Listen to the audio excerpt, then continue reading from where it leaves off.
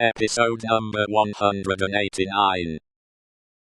That at least is true, said Mr. Lorry. Say no more now. It may be that I shall yet stand your friend, if you deserve it, and repent in action, not in words. I want no more words. Mr. Cruncher knuckled his forehead, as Sydney Carton and the spy returned from the dark room. Adieu, Mr. Barsad, said the former. Our arrangement thus made, you have nothing to fear from me. He sat down in a chair on the hearth, over against Mr. Lorry. When they were alone, Mr. Lorry asked him what he had done. Not much. If it should go ill with the prisoner, I have ensured access to him, once. Mr. Lorry's countenance fell. It is all I could do, said Carton. To propose too much, would be to put this man's head under the axe, and, as he himself said, nothing worse could happen to him, if he were denounced.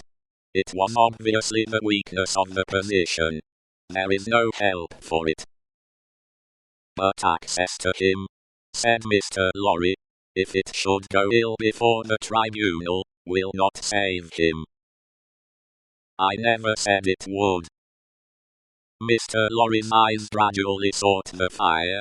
His sympathy with his darling, and the heavy disappointment of his second arrest, gradually weakened them.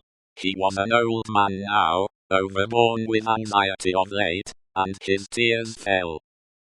You are a good man, and a true friend, said Carton, in an altered voice. Forgive me, if I notice that you are affected. I could not see my father weep, and sit by, careless. And I could not respect your sorrow more, if you were my father. You are free from that misfortune, however.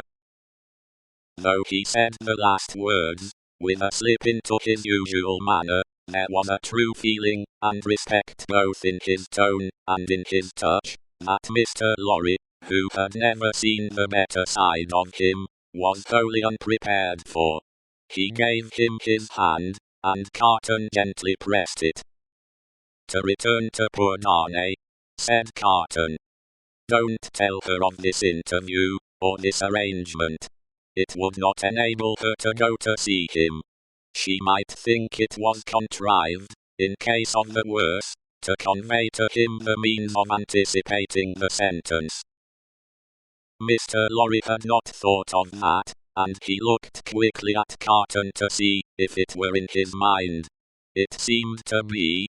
He returned the look, and evidently understood it.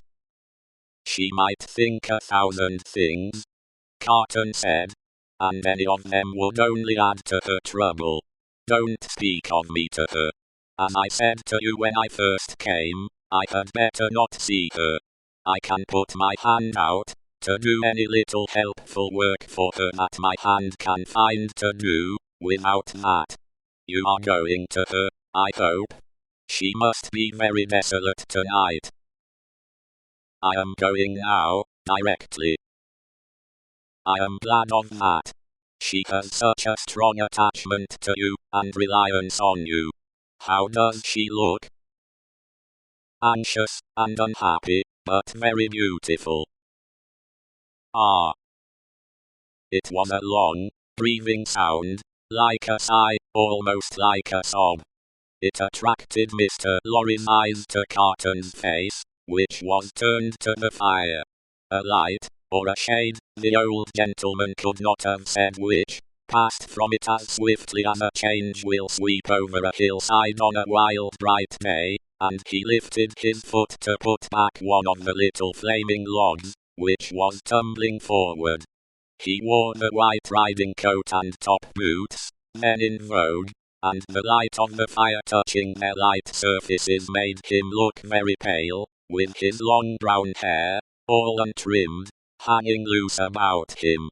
His indifference to fire was sufficiently remarkable to elicit a word of remonstrance from Mr. Lorry.